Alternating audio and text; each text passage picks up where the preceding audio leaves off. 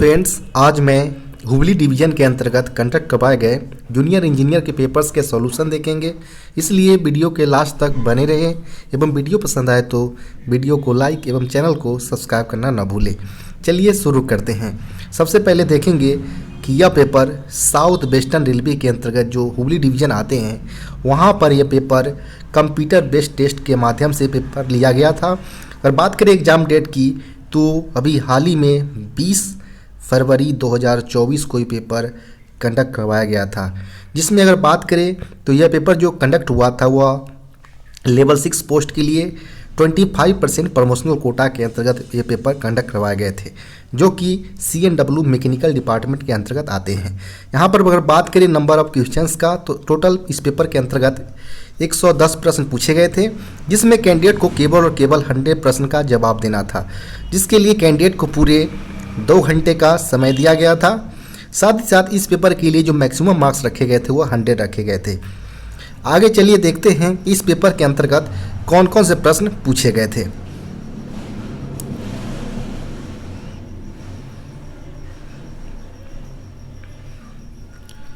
यहाँ पर पहले प्रश्न की अगर बात करें पूछे गए हैं transportation code of the pantry car. Pantry car के लिए जो ट्रांसपोर्टेशन कोड होना चाहिए वो क्या होना चाहिए वो यहाँ पर पूछे गए हैं। तो पेंट्री कार्ड को सिंपली हम WCB से डिनोट करते हैं, यानी वेस्टिबुल पेंट्री कार्ड। तो यहाँ पर जो सही उत्तर होगा वो ऑप्शन नंबर यहाँ पर C सही उत्तर हो जाएंगे। इसके अलावा काफ़ी सारे प्रश्न इससे रिलेटेड पूछे जाते हैं, जैसे RA के लिए पूछा जाता है। ये RA का मतलब होता है एडमिनिस्ट्रेटिव इंस्पेक्शन जो कैरिज होते हैं, एडमिनिस्ट्रेटिव इंस्पेक्शन कैरिज, उसके लिए RA ट्रांसपोर्टेशन कोड का यूज किया जाता है। इसके लिए एक और पूछा जाता है VPH ट्रांसपोर्टेशन कोड। यह मेनली जो हाई कैपेसिटी पार्सल वाहन होते हैं इनके लिए यूज में लिया जाता है। कभी कभी यहाँ पर L का प्रयोग भी प्रीफिक्स के तौर पर किया जाता है, जिसका मतलब होता है कि यह प्रॉपर LHV के लिए हाई कैपेसिटी पार्सल वाहन के तौर पर यूज में लिए जाते हैं। तो यहाँ पर बात करें नेक्स्ट प्रश्न का, जो नेक्स्ट प्रश्न पूछे गए हैं वो पूछे गए हैं transportation code of vestibule second class 3 tier sleeper coach fitted with self generating electrical equipment as, यानी इलेक्ट्रिकल इक्विपमेंट के साथ फिटेड वाले जो हमारे 3 टियर स्लीपर कोच होते हैं इनके लिए जो हमारा ट्रांसपोर्टेशन कोड होना चाहिए वो क्या होना चाहिए। तो सिंपली यहाँ पर बोला गया है वेस्टिबुल। तो वेस्टिबुल के लिए हम W से डिनोट करेंगे। सेकेंड क्लास 3 टियर है, तो जो हमारा सेल्फ जनरेटिंग के साथ होते हैं जो हमारा सेकेंड क्लास, उसके लिए हम GS का यूज करते हैं, और 3 टियर के लिए हम सिंपली CN का यूज करते हैं।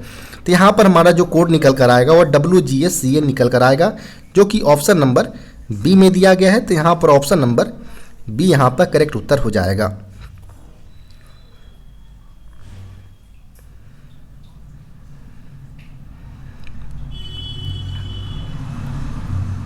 नेक्स्ट यहाँ पर प्रश्न की अगर बात करें तो पूछे गए हैं the MR pressure of engine should be, यानी जो इंजन का जो मेन रिजर्वायर का जो प्रेशर होना चाहिए वो कितने लिमिट के बीच होना चाहिए। तो यह सिंपली 8 to 10 kg पर सेंटीमीटर स्क्वायर के बीच MR प्रेशर इंजन का होना चाहिए। तो यहाँ पर जो सही उत्तर होगा वो ऑप्शन नंबर A यहाँ पर करेक्ट उत्तर हो जाएगा। नेक्स्ट यहाँ पर प्रश्न पूछे गए हैं under how many classes HOER has been classified, यानी जो hours of employment and period of rest rules जो होते हैं इनके अनुसार कर्मचारी के टाइप ऑफ वर्क्स और उनके टाइम के लिमिट्स जो शिफ्ट से होते हैं उनके अनुसार इनको क्लासिफाई किया गया है उनके वर्क को देखते हुए। तो इसमें मेनली 4 प्रकार के क्लासेज में क्लासिफाई किया गया है। पहला जो क्लासिफाई किए गए हैं वह कंटिन्यूअस कैटेगरी में क्लास कर्मचारी को रखे गए हैं। सेकेंड अगर बात करें तो इंटेंसिव। थर्ड अगर यहाँ पर बात करें तो इसेंशियली इंटरमीडिएट के बारे में यहाँ पर बताया जाता है। और जो लास्ट एवं यहाँ पर एक्सक्लूडेड, यानी जो ऊपर वाले 3 कैटेगरी में अगर वो शामिल नहीं होते हैं तो उनको एज पर HOER उनको एक्सक्लूडेड कैटेगरी में रखा जाता है। तो यहाँ पर मेनली 4 प्रकार के कैटेगरी में क्लासीफाई किए गए हैं। तो यहाँ पर जो सही उत्तर होगा वो ऑप्शन नंबर यहाँ पर ए इसका सही उत्तर हो जाएगा। नेक्स्ट प्रश्न यहाँ पर बात करें हम, तो नेक्स्ट प्रश्न जो पूछे गए हैं, total number of berth in 3 tier sleeper coaches, यानी 3 टियर स्लीपर कोचेज में जो टोटल नंबर्स बर्थ के होते हैं वो कितना होते हैं। तो यहाँ पर सिंपली यह क्लासीफाई नहीं किया गया, नहीं बताया है कि यह जो प्रश्न है वह LHP की रिगार्डिंग है या ICF की रिगार्डिंग है। तो यहाँ पर हम दोनों केसों में देखेंगे अगर, तो ICF में हमारा जो टोटल नंबर ऑफ बर्थ होते हैं वो सिंपली हमारा 64 होते हैं, जो कि हमारा 3 टियर स्लीपर कोच के लिए होता है। इसके अलावा हम बात करें हम LHB कोचेज का, तो इसमें जो नंबर ऑफ बर्थ होते हैं वो सिंपली हमारा 72 होते हैं। तो यहाँ पर अगर ऑप्शन के अनुसार चले अगर, तो 72 कहीं भी मेंशन नहीं है। तो हम एज पर ICF कोच के हिसाब से अगर देखें तो 64 हमारा ऑप्शन नंबर ए में दिया गया है। तो यहाँ पर हमारा ऑप्शन नंबर ए इसका सही उत्तर हो जाएगा। नेक्स्ट प्रश्न यहाँ पर है the position of handle to open angle cocks, यानी यहाँ पर बोला गया कि एंगल कॉक को खोलने के लिए, ओपन करने के लिए जो हमारा हैंडल जो होता है एंगल कॉक का, उसका पोजीशन क्या होना चाहिए। तो सिंपली हम बात करें अगर कि अगर वह हैंडल जो एंगल कॉक का जो हैंडल है अगर वह पैरेलल होता है पाइप के, तो वह ओपन कंडीशन को इंडिकेट करेगा, और जैसे ही और परपेंडिकुलर अगर होता है हैंडल एंगल कॉक का, तो वह क्लोज कंडीशन को इंडिकेट करेगा। तो यहाँ पर जो पूछे गए थे कि हमारा यहाँ पर ओपन कंडीशन को किस पोजीशन में दर्शाना होगा, तो यहाँ पर हमारा पैरेलल टू पाइपलाइन हो जाएगा। सही उत्तर ऑप्शन नंबर ए में दिया गया है। तो यहाँ पर ऑप्शन नंबर ए इसका सही उत्तर हो जाएगा। नेक्स्ट यहाँ पर प्रश्न है name of the distance between axle box top and axle box crown bolt is, यानी यहाँ पर बोला गया है कि जो एक्सल बॉक्स टॉप और एक्सल बॉक्स क्राउन बोल्ट के बीच के जो डिस्टेंसेज होते हैं इनको हम किस नाम से जानते हैं। तो ये मेनली जो हमारे ICF कोचेज में 2 तरह के क्लियरेंस होते हैं। एक हमारा क्लियरेंस ए होता है जो कि प्राइमरी सस्पेंशन के पास होते हैं, और जो क्लियरेंस बी होता है हमारा वह सेकेंडरी सस्पेंशन के पास होते हैं। तो यहाँ पर हम पूछा गया है कि एक्सल बॉक्स टॉप और एक्सल बॉक्स क्राउन बोल्ट के बीच यहाँ पर डिस्टेंस जो गैपे होंगे वो कौन से क्लियरेंस के तौर पर आएगा। तो सिंपली हमारा ये एक्सल बॉक्स होता है, या डैशबोर्ड गार्ड होते हैं हमारे, और ये हमारा सोल बार होता है। तो इनके बीच जो हमारा एक्सल बॉक्स क्राउन और ये जो हमारा बोल्ट होता है इसके बीच जो डिस्टेंसें होते हैं उसे हम ए क्लियरेंस के तौर पर जानते हैं। तो यहाँ पर जो सही उत्तर होगा वो ऑप्शन नंबर ए इसका सही उत्तर हो जाएगा। वहीं बात करें हम क्लियरेंस बी का, तो क्लियरेंस बी जो है हमारा वो हमारा होता है बिटवीन ब्लस्टर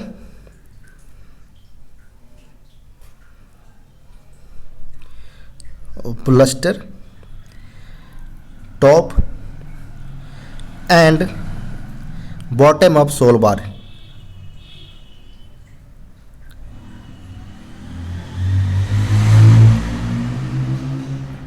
नेक्स्ट यहाँ पर प्रश्न की अगर बात करें, पूछे गए हैं piston stroke of box and wagon in empty condition, यानी खाली अवस्था में बॉक्स एंड वैगन के लिए जो पिस्टन स्ट्रोक होना चाहिए वो कितना होना चाहिए। तो सिंपली यहाँ पर हम देखेंगे दोनों कंडीशन के लिए कि जो बॉक्स एंड वैगन में हमारा एम्प्टी कंडीशन में पिस्टन स्ट्रोक जो होना चाहिए वो 85 ± 10 mm के रेंज में होना चाहिए। वहीं अगर box and wagon loaded condition में हो तो इसके लिए जो हमारा पिस्टन स्ट्रोक जो होना चाहिए वो हमारा 130 ± 10 mm के रेंज में हमारा लोडेड कंडीशन में होना चाहिए। चूँकि प्रश्न हमसे एम्प्टी कंडीशन में पूछे गए थे तो यहाँ पर 85 ± 10 mm इसका सही उत्तर हो जाएगा, ऑप्शन नंबर ए।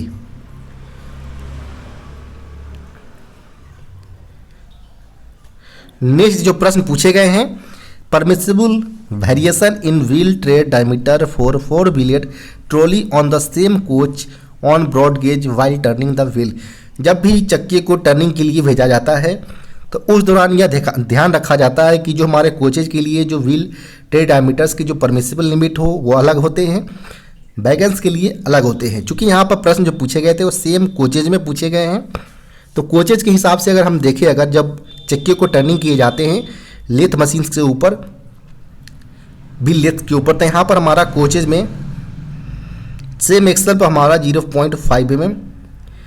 इसके अलावा बात करें सेम बोगी या सेम ट्रॉली के ऊपर जो होता है वो हमारा 5 mm, और सेम कोच में हमारा अगर बात करें तो 30 mm के रेंज में होना चाहिए। चूँकि प्रश्न जो पूछे गए थे वो हमारा सेम कोचेज के रिगार्डिंग पूछे गए थे, तो 30 mm इसका सही उत्तर हो जाएगा ऑप्शन नंबर डी।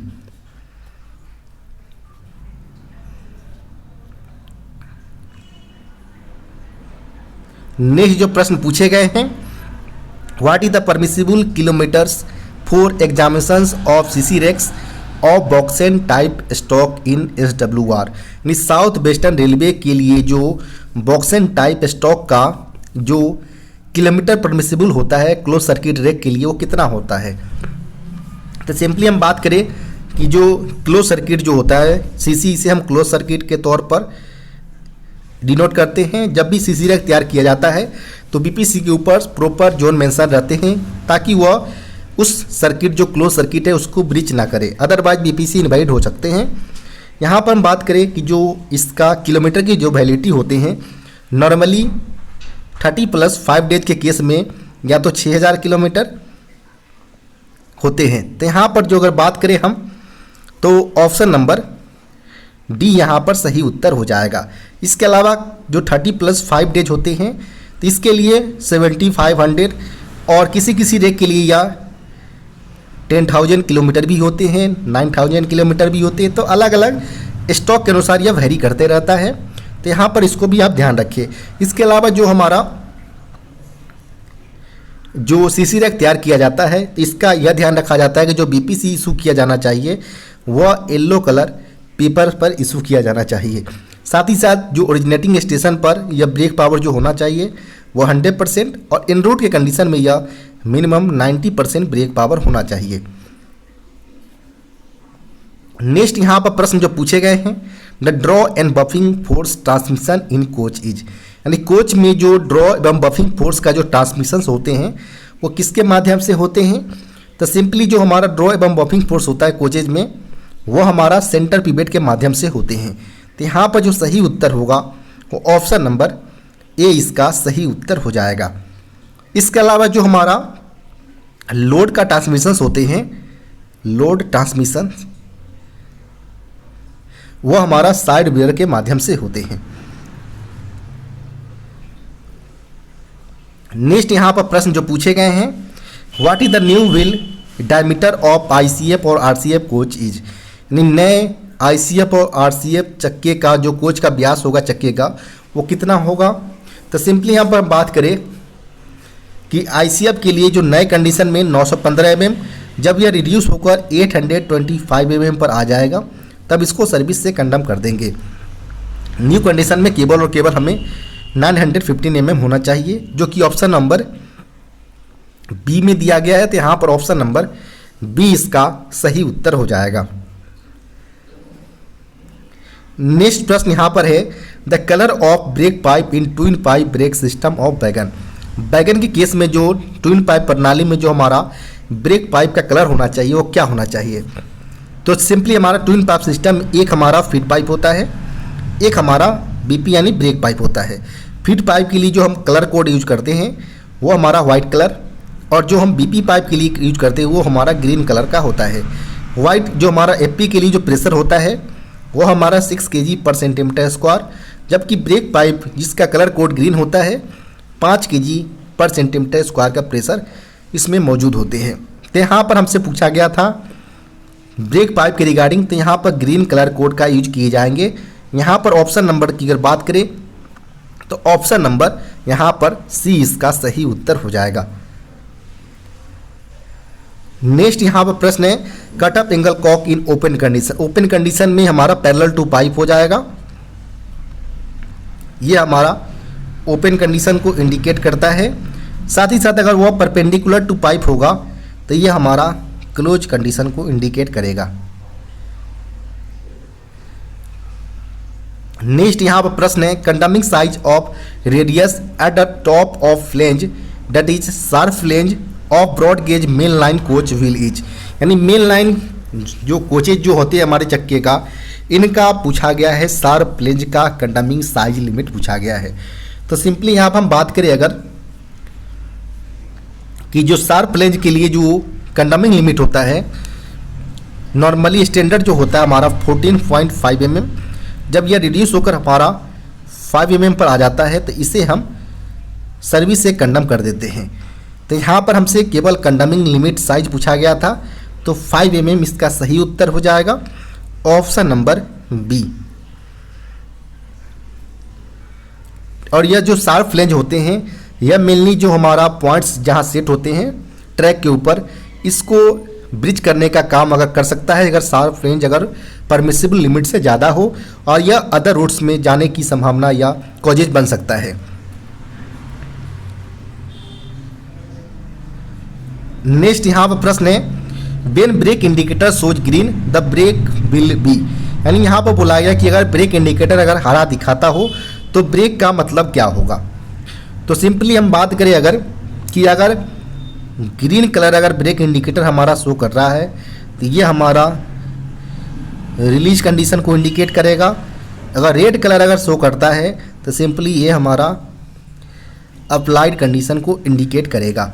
यहाँ पर चूंकि प्रश्न ग्रीन इंडिकेटर को रिप्रेजेंट कर रहा है तो यहाँ पर ऑप्शन नंबर ए रिलीज कंडीशंस को इंडिकेट करेगा।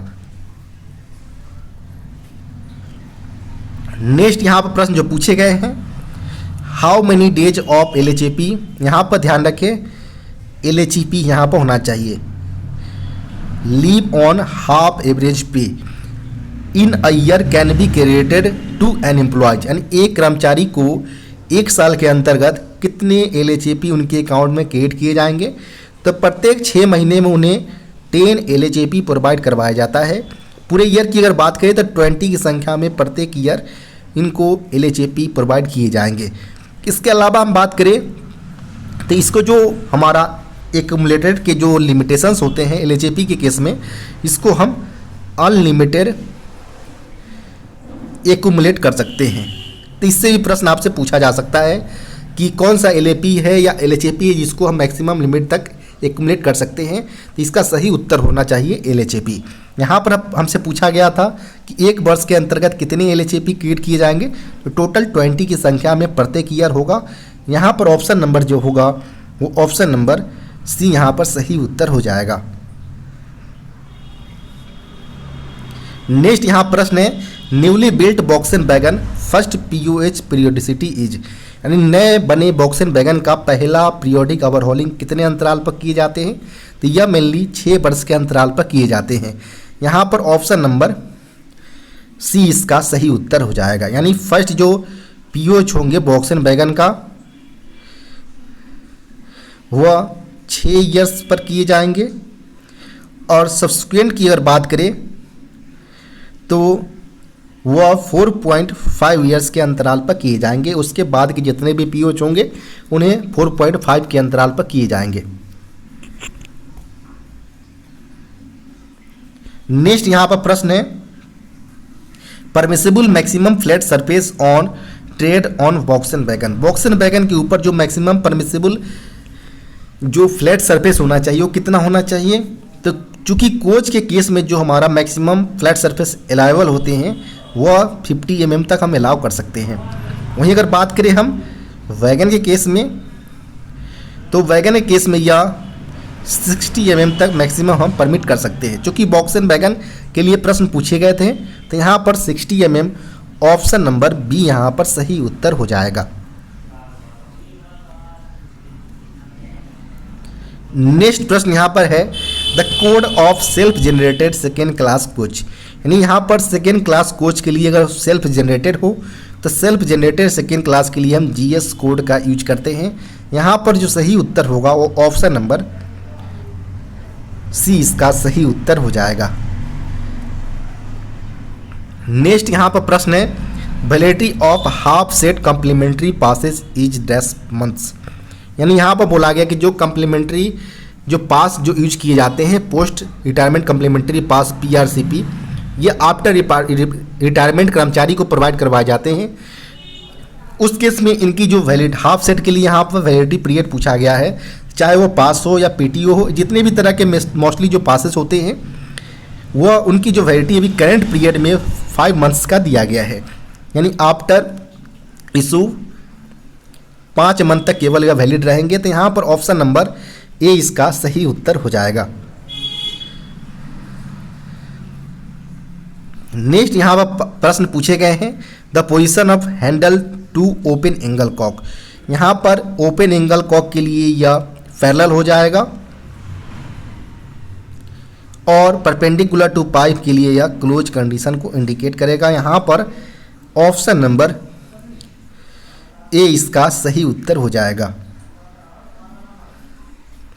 नेक्स्ट यहाँ पर प्रश्न है, the number of brake cylinder fitted in a coach bogie mounted air brake system. यानी बोगी माउंटेड फिटेड वाले जो हमारे कोचेज होते हैं, इसमें नंबर ऑफ ब्रेक सिलेंडर कितना होता है वो यहाँ पर पूछे गए हैं। तो सिंपली जो हमारा BMBC वाले जो हमारे ICF कोच होते हैं, इनमें जो नंबर ऑफ ब्रेक सिलेंडर होना चाहिए वो कितना होना चाहिए। तो सिंपली इसमें जो हमारा 0-2 की संख्या में ब्रेक सिलेंडर होते हैं प्रत्येक बोगी के ऊपर, तो 0-4 की संख्या में प्रत्येक कोच में नंबर ऑफ ब्रेक सिलेंडर मौजूद होंगे। यहाँ पर ऑप्शन नंबर की अगर बात करें तो ऑप्शन नंबर यहाँ पर सी इसका सही उत्तर हो जाएगा। नेक्स्ट यहाँ पर प्रश्न है, 1 inch equal to dash millimetre. यानी यहाँ पर 1 इंच जो होता है वो सिंपली हमारा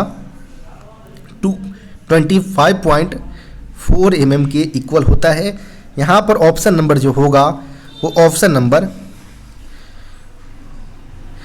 बी इसका सही उत्तर हो जाएगा। नेक्स्ट यहाँ पर प्रश्न है, what is the joining time eligible for transfer on administrative ground for 1500 kilometre. यानी कर्मचारी को अगर प्रशासनिक ग्राउंड पर अगर उसे कहीं एक जगह से दूसरे जगह वो ट्रांसफ़र किया जाता है तो उसके लिए कर्मचारी को ज्वाइनिंग टाइम लीव प्रोवाइड करवाया जाता है। इसके लिए कुछ लिमिटेशन डिस्टेंस बेसिस पर रखे गए हैं। इसमें बताया गया है कि इसमें कर्मचारी का अगर बिलो 1000 किलोमीटर्स का अगर ट्रांसफ़र का जो अगर डिस्टेंस हो तो उस बेसिस पर कर्मचारी को जो लीव प्रोवाइड करवाए जाएंगे ज्वाइनिंग टाइम लीव वो 10 डेज का होगा। इसके अलावा कर्मचारी को अगर 1000 से लेकर 2000 किलोमीटर के बीच अगर उसे ट्रांसफ़र किया जाता है तो इस बेसिस पर उसे 12 डेज का ज्वाइनिंग टाइम लीव प्रोवाइड करवाए जाएंगे। इसके अलावा अगर उसे अगर एबव 2000 किलोमीटर्स ट्रांसफ़र किए जाते हैं तो इसके लिए उसे टाइम जो पीरियड दिया जाता है वह 15 डेज का दिया जाता है। चूँकि प्रश्न में बताए गए हैं 1500 किलोमीटर जो कि हमारा 1000 से 2000 किलोमीटर के रेंज में आते हैं, तो इस बेसिस पर कर्मचारी को 12 डेज का ज्वाइनिंग टाइम लीव प्रोवाइड करवाया जाएगा। तो यहाँ पर जो सही उत्तर होगा वो ऑप्शन नंबर ए यहाँ पर सही उत्तर हो जाएगा। यहाँ पर जो ज्वाइनिंग टाइम लीव प्रोवाइड जो करवाया जाता है कर्मचारी को, इसमें ध्यान रखिए कि अगर आप 12 डेज से पहले अगर ज्वाइन कर लेते हैं जहाँ पर प्रशासन द्वारा ट्रांसफ़र किए गए हैं तो वह बचे हुए टाइम पीरियड को आपके LAP अकाउंट में बचे हुए टाइम पीरियड को आपके अकाउंट में क्रेडिट कर दिए जाएंगे। तो इसको भी आप ध्यान रखें। नेक्स्ट यहाँ पर प्रश्न है, the standard wheel gauge of passenger broad gauge coaching stock. यानी ब्रॉड गेज कोचिंग स्टॉक के लिए जो स्टैंडर्ड व्हील गेज होना चाहिए वो क्या होना चाहिए। तो सबसे पहले यह टर्म जान ले कि जो व्हील गेज होता है वो क्या होता है। तो जब भी सेम एक्सल पर दो चक्कों के बीच जो व्हील फ्लेंजेज के बीच जो डिस्टेंसेज होते हैं इसे हम व्हील गेज के तौर पर जानते हैं। और यह जो नॉर्मली जो हमारा ब्रॉड गेज के केस में स्टैंडर्ड जो होता है वो नॉर्मली हमारा 1600 + 2 - 1 होता है। क्योंकि प्रश्न में हमें स्टैंडर्ड पूछा गया था तो यहाँ पर 1600 mm इसका सही उत्तर हो जाएगा, जो कि ऑप्शन नंबर यहाँ पर सी में दिया गया है। तो यहाँ पर ऑप्शन नंबर सी यहाँ पर करेक्ट उत्तर हो जाएगा। नेक्स्ट प्रश्न यहाँ पर हम बात करें, जो नेक्स्ट प्रश्न पूछे गए हैं, permissible variation in wheel tread diameters for 4-wheeled trolley on the same trolley broad gauge bogie wagons while changing the wheel as. यानी यहाँ पर बोला गया कि जब भी चक्के को चेंज करने के लिए भेजा जाता है 4 व्हीलर ट्रॉली के लिए। तो इसमें जो मैक्सिमम परमिसिबल वेरिएशन होना चाहिए व्हील ट्रे डायमीटर्स में वो क्या होना चाहिए। ध्यान रखें जो ये प्रश्न पूछे गए हैं वह वैगन यानी मालगाड़ियों के रिगार्डिंग पूछे गए हैं। तो इस केस में हम बात करें यह कोच से थोड़ा डिफरेंट होता है। सेम एक्सेल पर तो यह सेम रहता है, लेकिन जो बात करेगा सेम बोगी के ऊपर तो यह 13 mm और सेम वैगन के ऊपर यह 25 mm तक परमिसिबल किया जा सकता है। चूँकि प्रश्न जो पूछे गए थे वह सेम बोगी के रिगार्डिंग पूछे गए थे, तो यहाँ पर 13 mm इसका सही उत्तर हो जाएगा ऑप्शन नंबर बी।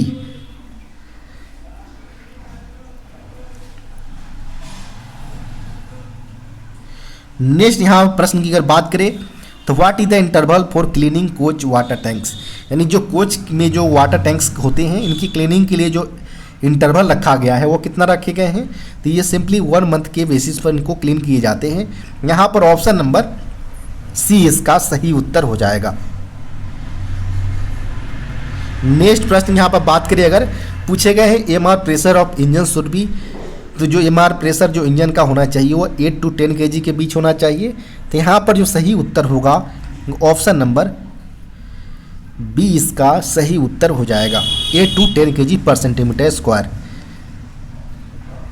नेक्स्ट यहाँ पर प्रश्न है what is the transportation code of second class fitted with self generating electrical equipment, यानी इलेक्ट्रिकल इक्विपमेंट के साथ फिटेड वाले जो सेकेंड क्लास जो होने चाहिए इनका ट्रांसपोर्टेशन कोड क्या होगा। तो इनका जो सिंपली जो ट्रांसपोर्टेशन कोड होगा वह सेल्फ जनरेटिंग के लिए और सेकेंड क्लास के लिए हम सिंपली जीएस का प्रयोग करते हैं।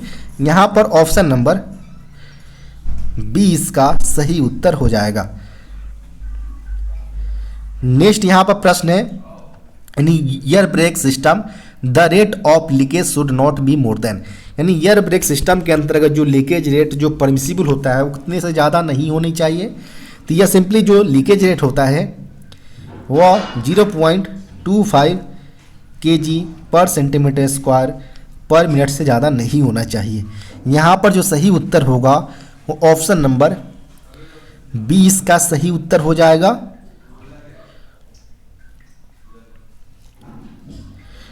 नेक्स्ट यहाँ पर प्रश्न पूछे गए हैं in coach the load transmission take place through, यानी लोड ट्रांसमिशन जो कोच का होते हैं वह किसके माध्यम से होते हैं। तो यह सिंपली साइड ब्रेकर के माध्यम से होता है। यहाँ पर ऑप्शन नंबर सी इसका सही उत्तर हो जाएगा।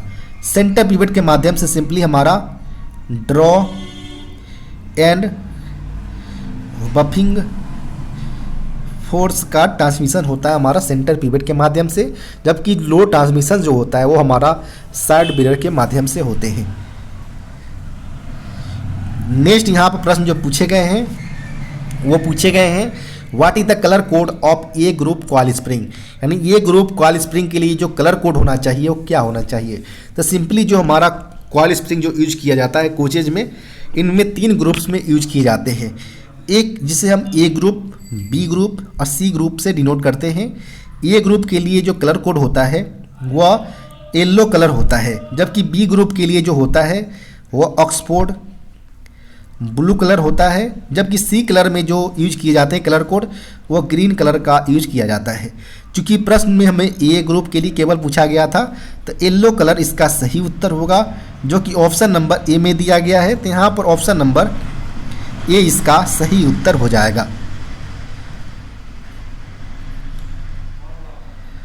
नेक्स्ट जो प्रश्न पूछे गए हैं in air brake empty stock in to end goods rakes the empty rake after unloading should be offered for examinations before, यानी यहाँ पर बोला गया है कि जो हमारा इन टू एंड जो गुड्स रेक होते हैं एम्प्टी स्टॉक का, इसमें यह ध्यान रखा जाता है कि जब भी कोई गाड़ी हमारा लोडेड कंडीशन में वह खाली हो चुका है तो दूसरे लोडिंग से पहले इसको प्रॉपर एग्जामिनेशन की रिक्वायरमेंट होता है। तो यहाँ पर इस ध्यान रखिए कि यहाँ पर जो हमारा अलग अलग बीपीसी के लिए इन टू एंड के केस में ये हमारा जैसे ही हमारा लोडिंग के बाद जैसे ही अनलोडिंग होगा तो नेक्स्ट लोडिंग से पहले प्रॉपर पिट लाइन जो हमारा एग्जामिनेशन पॉइंट होते हैं वहाँ पर इसको प्लेस करना अनिवार्य है। तो यहाँ पर जो सही उत्तर होगा वो ऑप्शन नंबर बी इसका सही उत्तर हो जाएगा। Next loading.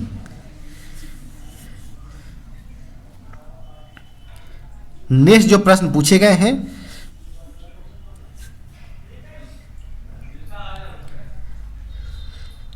What type of brake blocks are used in coaching stocks of fitted with BMBC। यानी यहाँ पर बोला गया है कि जो bogie mounted brake cylinder types के जो कोचिंग स्टॉक होते हैं, इनमें किस प्रकार के ब्रेक ब्लॉक फिटेड होते हैं वो यहाँ पर पूछे गए हैं। तो सिंपली जो हमारा BMBC में जो हमारा ब्रेक ब्लॉक यूज किए जाते हैं वो हमारा सिंपली के टाइप का ब्रेक ब्लॉक होता है। यहाँ पर हमारा ऑप्शन नंबर 20 का सही उत्तर हो जाएगा।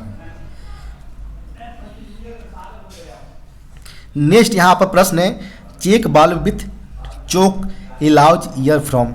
यानी यहाँ पर बोला गया है कि जो हमारा चोक जो कि चेक वाल्व्स के साथ अटैच होते हैं वो सिंपली जो ईयर होता है इनको कौन से डायरेक्शंस में मूवमेंट कराते हैं।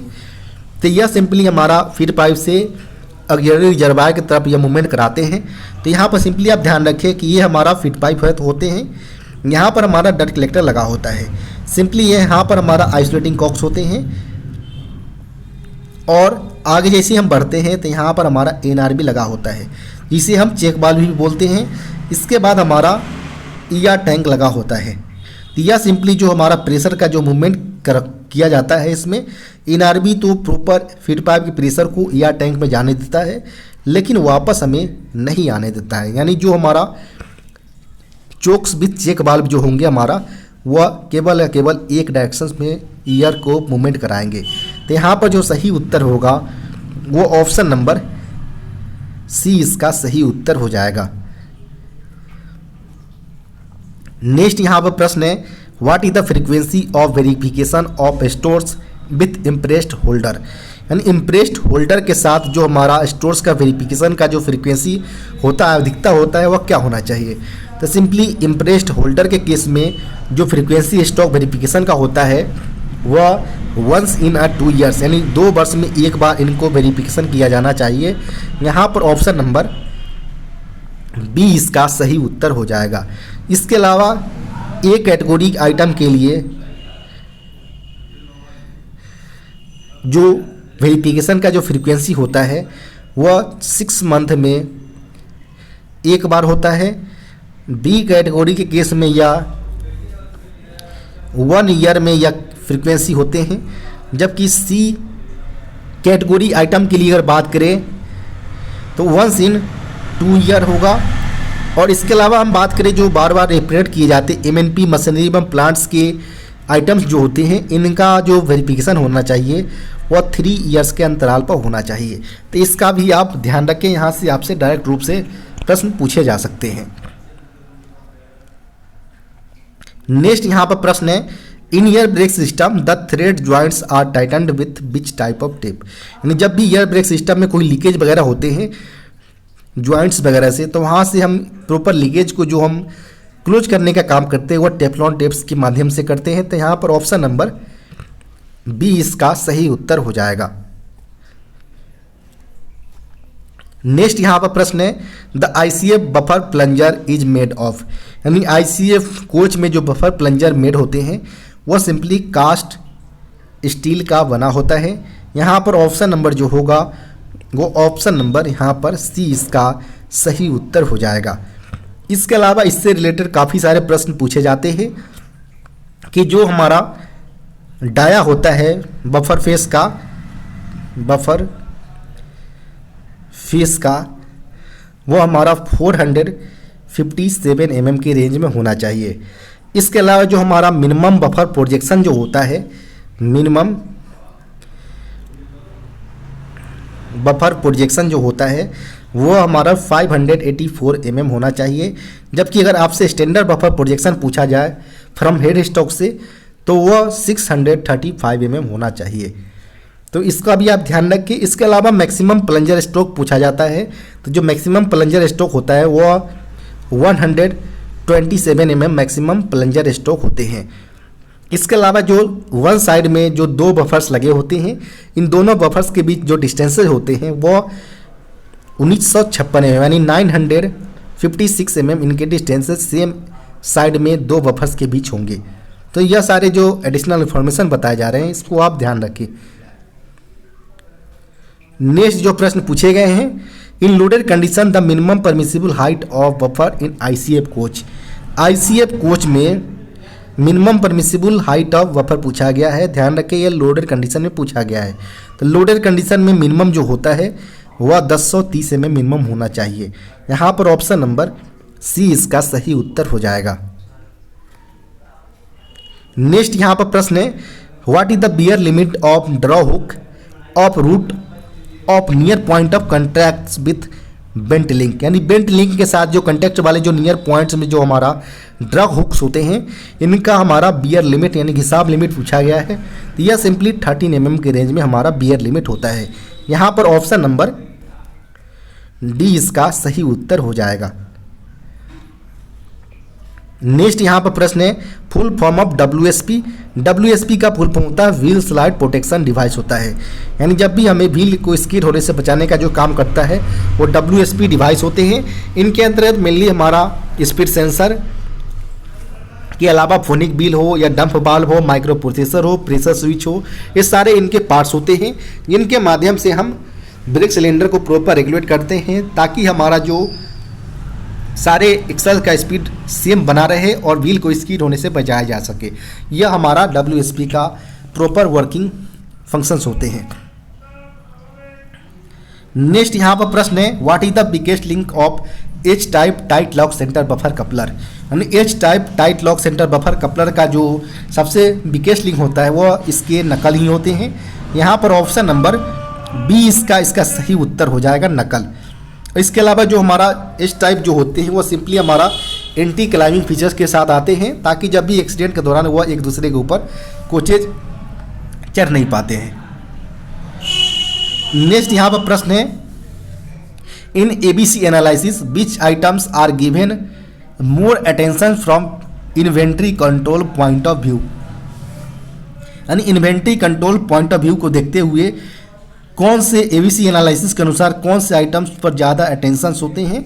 तो यहाँ पर हम ध्यान रखें कि जो हमारा इन्वेंट्री कंट्रोल किया जाता है, जिसका हिंदी फॉर्म में सूची नियंत्रण बोलते हैं, जिसका पर्पस होता है कि जो हमारा फाइनेंशियल परफॉर्मेंस है इनको बेटर से बेटर किया जा सके, प्रॉपर जो हमारा अलग अलग एनालिसिस होते हैं उनके माध्यम से, ताकि जितने भी प्रकार के आइटम हैं उनको प्रॉपर यूज में लाया जा सके और फाइनेंशियल परफॉर्मेंस को बेटर किया जा सके। तो इसके लिए हमारा जो इन्वेंट्री कंट्रोल के अंतर्गत हमारा एक टर्म है हमारा ABC एनालिसिस, एक हमारा होता है VED एनालिसिस और एक होता है हमारा FSN एनालिसिस। ABC का मतलब होता है हमारा ऑलवेज वेटर कंट्रोल होता है, जबकि जो हमारा VED का होता है विटल इसेंशियल डिजायरेबल होता है, जबकि FSN का जो मतलब होता है वो होता है हमारा फास्ट, स्लो और नॉन मूविंग आइटम से यह रिलेट करता है। तो चूंकि प्रश्न में केवल हमसे पूछा गया था ABC एनालिसिस के रिगार्डिंग यानी ऑलवेज बेटर कंट्रोल के रिगार्डिंग में, तो इसमें जो मूवमेंट होता है वह जिसमें ज़्यादा अटेंशन दिया जाता है आइटम्स में वह ए कैटेगरी आइटम्स होता है, क्योंकि यह इसका जो क्वांटिटी होता है वह केवल 10% होता है, जबकि इसका जो वैल्यू होता है कॉस्ट वैल्यू वह अप्रॉक्स 70% के अप्रॉक्स होते हैं। इसलिए इन पर ज़्यादा अटेंशन दिया जाता है ताकि जो फाइनेंशियल परफॉर्मेंस है उसको बेटर किया जा सके। तो यहाँ पर ऑप्शन नंबर ए इसका सही उत्तर हो जाएगा। नेक्स्ट यहाँ पर प्रश्न है, the axle load of AC coach is. AC coach के केस में जो एक्सल लोड होना चाहिए वह 16.25 टन होना चाहिए। यहाँ पर ऑप्शन नंबर बी इसका सही उत्तर हो जाएगा।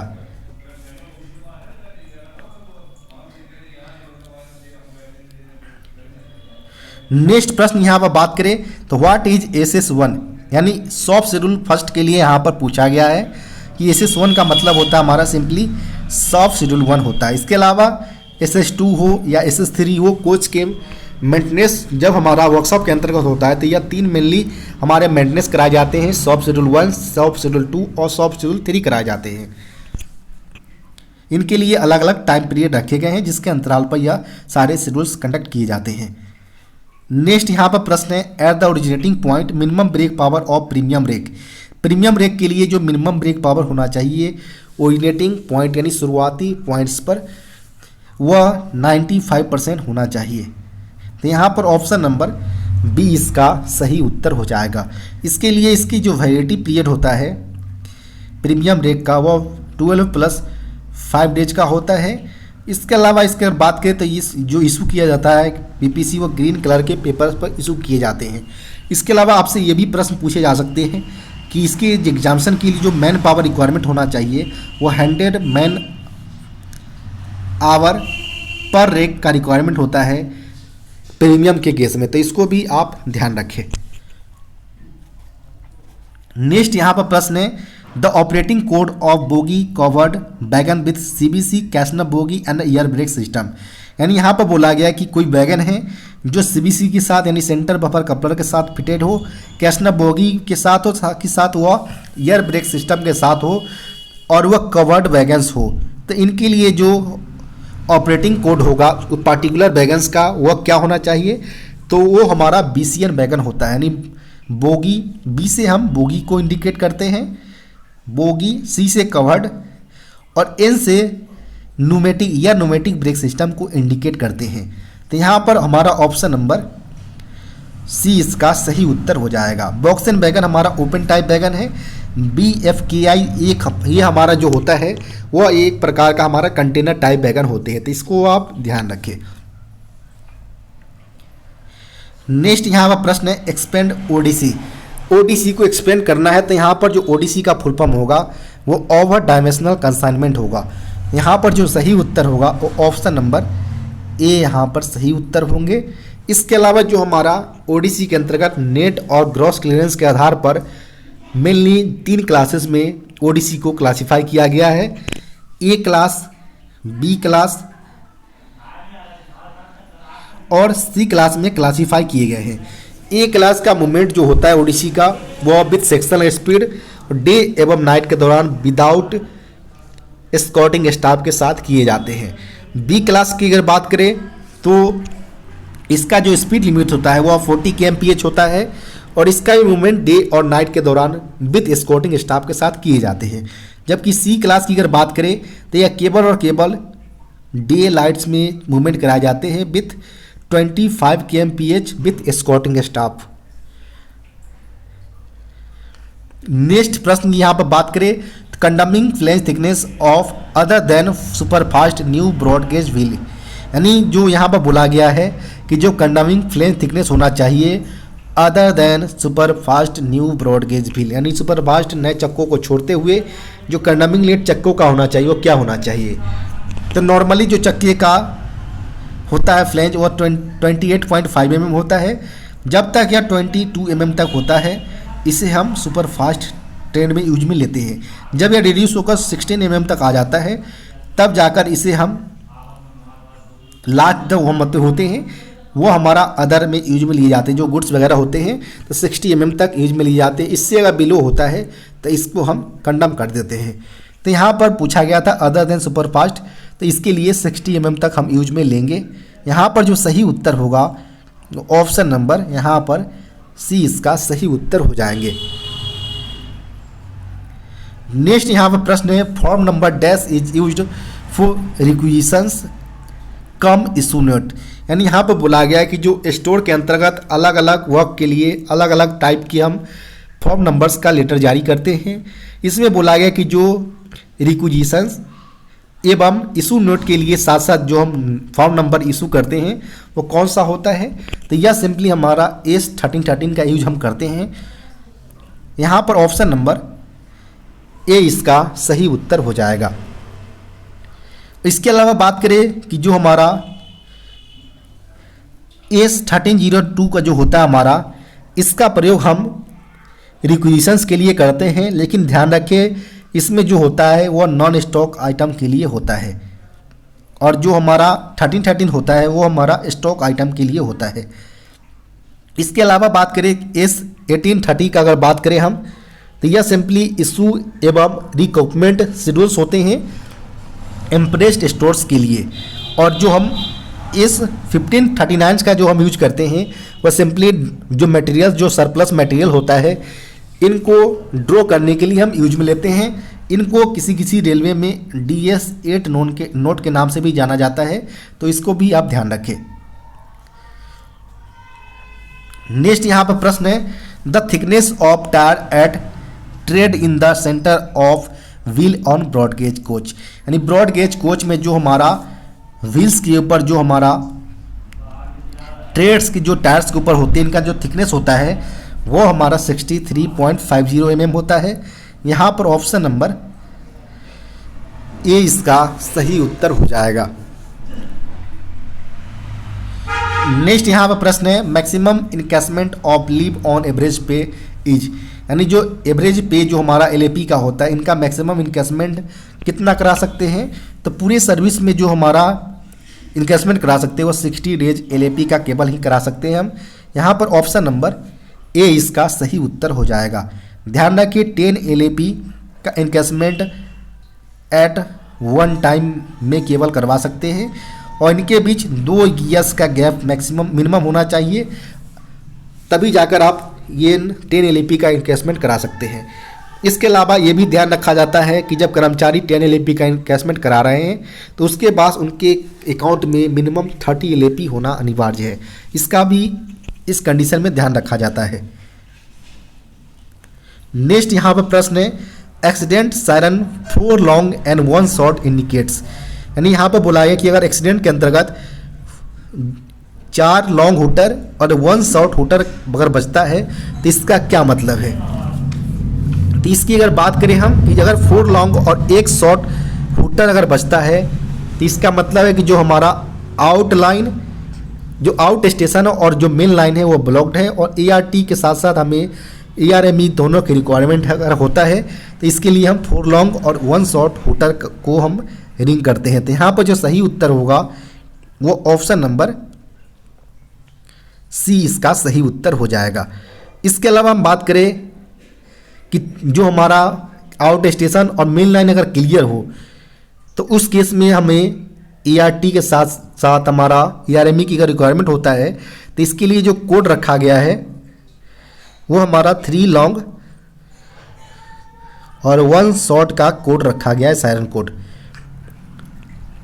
इसके अलावा हम बात करें कि अगर मेन लाइन जो हमारा आउट स्टेशन और मेन लाइन हमारा ब्लॉक्ड हो, केवल और केवल ART की रिक्वायरमेंट हो, तो इसके लिए हमें 4 लॉन्ग हूटर केवल रिक्वायरमेंट होता है। नेक्स्ट प्रश्न यहाँ पर है, what is the diameter of branch pipe attached to passenger emergency alarm valve. Passenger emergency alarm valve से अटैच्ड जो ब्रांच पाइप होते हैं इनका डायमीटर यानी व्यास क्या होता है। तो इसका जो डायमीटर होंगे वो 20 mm होंगे। यहाँ पर ऑप्शन नंबर की अगर बात करें तो ऑप्शन नंबर यहाँ पर डी इसका सही उत्तर हो जाएगा। नेक्स्ट प्रश्न यहाँ पर बात करें हम तो नेक्स्ट जो प्रश्न पूछे गए हैं, how many break generally are admissible in privilege passes. Privilege passes के केस में जो ब्रेक जनरली एडमिसिबल होते हैं इसका अनलिमिटेड यानी कितना भी नंबर्स में आप ब्रेक जनरली पास के अंतर्गत रख सकते हैं। तो यहाँ पर ऑप्शन नंबर की अगर बात करें तो ऑप्शन नंबर सी यहाँ पर सही उत्तर हो जाएगा। इसके अलावा जो हमारा प्रिविलेज पास कर्मचारी को दिए जाते हैं वह ग्रुप एवं ए और बी ऑफिसर्स की अगर बात करें तो आफ्टर ज्वाइनिंग टाइम से ही उन्हें 6 सेट पास पर ईयर इशू किए जाते हैं, जबकि ग्रुप सी एवं डी की अगर बात करें तो 1 सेट पास 5 ईयर्स तक दिया जाता है और आफ्टर 5 ईयर्स उन्हें 3 सेट्स पर ईयर दिए जाते हैं। तो इसको भी आप ध्यान रखिए। जिसका वैलिडिटी पीरियड की अगर बात करें तो 5 मंथ्स इसका वैलिडिटी पीरियड पासिस का होता है आफ्टर इशू। नेक्स्ट प्रश्न यहां पर है, issue and recruitment schedule for impressed stores is prepared in form number. यानी जो हमारा इम्प्रेस्ड स्टोर के लिए जो इशू एवं रिक्रूटमेंट शेड्यूल जो प्रिपेयर किए जाते हैं वह जो फॉर्म यूज में लिया जाता है वह S1830 का यूज में लिया जाता है। तो यहाँ पर ऑप्शन नंबर जो होगा वो ऑप्शन नंबर इसका बी सही उत्तर हो जाएगा। इसके अलावा जो S1313 का यूज में लिया जाता है वो सिंपली रिक्विजिशंस एवं इशू रेट के लिए इशू लिया जाता है रिक्विजिशंस,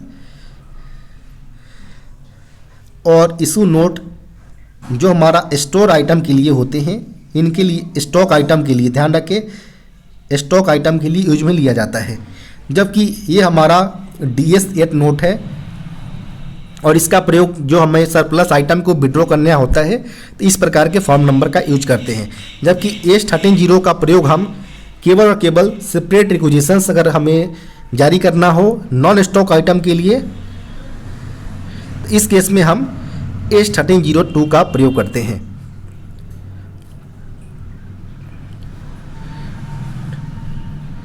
नेक्स्ट प्रश्न यहाँ पर बात करें तो SLRD में जो D इंडिकेट करता है वो डिसेबल्ड को इंडिकेट करता है, यानी second class luggage com guard and disabled one. Option number यहाँ पर D इसका सही उत्तर हो जाएगा। नेक्स्ट यहाँ पर प्रश्न है dash form is issued to nominate inquiry officers. Inquiry officers को नॉमिनेट करने के लिए जो फॉर्म इशू किए जाते हैं वह SF7 का यूज में लिया जाता है। तो यहाँ पर ऑप्शन नंबर ए इसका सही उत्तर हो जाएगा। इसके अलावा यह हमारा मेजर पेनाल्टी के लिए यूज में लिया जाता है, जबकि SF2 हमारा डिम्ड सस्पेंशन के लिए यूज में लिया जाता है, जबकि SF11 हमारा माइनर पेनाल्टी को इशू करने के लिए यूज में लिया जाता है। और इसके अलावा जो हमारा SF8 होता है इसमें हमारा प्रेजेंटिंग ऑफिसर्स को अगर नॉमिनेट करना हो तो उस केस में हम SF8 का भी प्रयोग करते हैं। नेक्स्ट प्रश्न यहां पर पूछे गए हैं कि RS69 रजिस्टर इज फॉर, यानी RS69 का जो रजिस्टर में हम यूज भी लेते हैं, इनका मेन जो हमारा पर्पस होता है कि जो डिटेल्स ऑफ कोचिंग 10 मेंटेनेंस से रिलेटेड होता है। तो यहाँ पर ऑप्शन नंबर सी इसका सही उत्तर हो जाएगा। इसके अलावा जो हमें काफ़ी RS से रिलेटेड जो प्रश्न पूछे जाते हैं जो कि हमारा कोचिंग रेक मेंटेनेंस में इस प्रकार का फॉर्म यूज में लिए जाते हैं। इसमें जो हमारा RS16 का जो यूज में लिया जाता है यह हमारा सिक मेमो देने के लिए यूज में लिया जाता है। इसके अलावा RS17 जो यूज में लिया जाता है वह फिट मेमो के लिए यूज में लिया जाता है। और RS7 की अगर बात करें हम तो यह सिंपली ट्रेन एग्जामिनर डायरी होता है, ट्रेन एग्जामिनर डायरी का प्रयोग किया जाता है, RS7 से डिनोट करते हैं। नेक्स्ट यहाँ पर प्रश्न है thickness of compreg ply provided in floor sheet is, यानी जो हमारा कोचेज में जो हमारा फ्लोर जो कंप्रेग जो प्लाई हमारा प्रोवाइडेड होते हैं फ्लोर सीट के ऊपर, इनका जो थिकनेस होता है वो 30 mm होता है। 30 mm यहाँ पर ऑप्शन नंबर 13 mm इसका सही उत्तर हो जाएगा, ऑप्शन नंबर सी। नेक्स्ट यहाँ पर प्रश्न है what is the pressure of control reservoir in coaching trains. Coaching trains में जो हमारा कंट्रोल रिजर्वायर CR का जो प्रेशर होता है यह सिंपली हमारा DB के माध्यम से ब्रेक पाइप से चार्ज होते हैं और इनमें जो प्रेशर होता है वह 5 kg/cm² का होता है। यहाँ पर ऑप्शन नंबर की अगर बात करें तो ऑप्शन नंबर बी यहाँ पर सही उत्तर हो जाएगा। नेक्स्ट यहाँ पर प्रश्न है in the side of a square is 5 cm, what is the area, यानी किसी स्क्वायर का वर्ग का यहाँ पर साइड 5 cm दिया गया है तो इस केस में इसका एरिया क्या होना चाहिए। तो सिंपली यहाँ पर हम बात करें अगर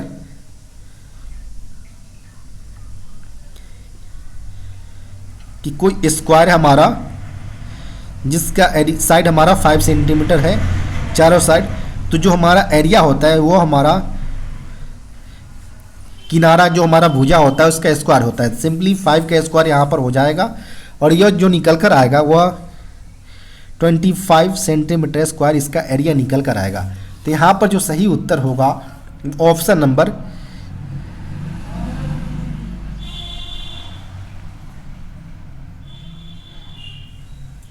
यहाँ पर सी इसका सही उत्तर हो जाएगा 25 cm²। नेक्स्ट यहाँ पर प्रश्न है कोडल लाइफ टैंक बैगन। टैंक बैगन के केस में जो कोडल लाइफ होता है वो क्या होता है, तो यह सिंपली जो कोडल लाइफ होगा वो 45 ईयर्स होगा। यहाँ पर ऑप्शन नंबर बी इसका सही उत्तर होंगे। नेक्स्ट यहाँ पर प्रश्न है, the level 6 grade pay employees be issued dash Passage.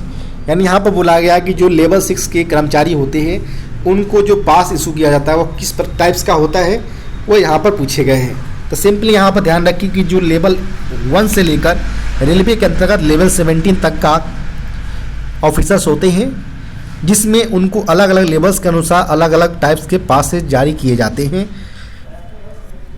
तो इसमें ध्यान रखिए कि जो हमारा लेवल 1 से लेकर लेवल 4 तक के जो कर्मचारी होते हैं इन्हें सेकेंड क्लास या स्लीपर क्लास इशू किए जाते हैं, लेकिन पासेज के कंडीशन में यह मॉडिफाई करके उन्हें थर्ड एसी तक का प्रावधान कर दिया गया है। इसके अलावा लेवल 5 की अगर बात करें हम तो इसमें जो सेकेंड क्लास ए का प्रयोग किया जाता है, दिया जाता है उन्हें। जबकि लेवल 6 की अगर बात करें हम तो लेवल 6 के कर्मचारी को उन्हें फर्स्ट क्लास का पास दिया जाता है। जबकि लेवल 8 से लेकर जो ग्रुप बी के जो ऑफिसर्स होते हैं गैजेटेड ऑफिसर्स लेवल 17 तक रेलवे बोर्ड के जो चेयरमैन तक हो उनको फर्स्ट क्लास ए टाइप का पासेस इशू किया जाता है। तो यहाँ पर केवल लेवल 6 के लिए पूछा गया था, तो यहाँ पर फर्स्ट क्लास इसका सही उत्तर हो जाएगा, ऑप्शन नंबर ए। नेक्स्ट यहाँ पर प्रश्न पूछे गए हैं, money allotted for purchase of stock item is called. यानी स्टॉक आइटम के परचेज के लिए जो मनी अलॉट किया जाता है उसे हम परचेज ग्रांट के तौर पर जानते हैं।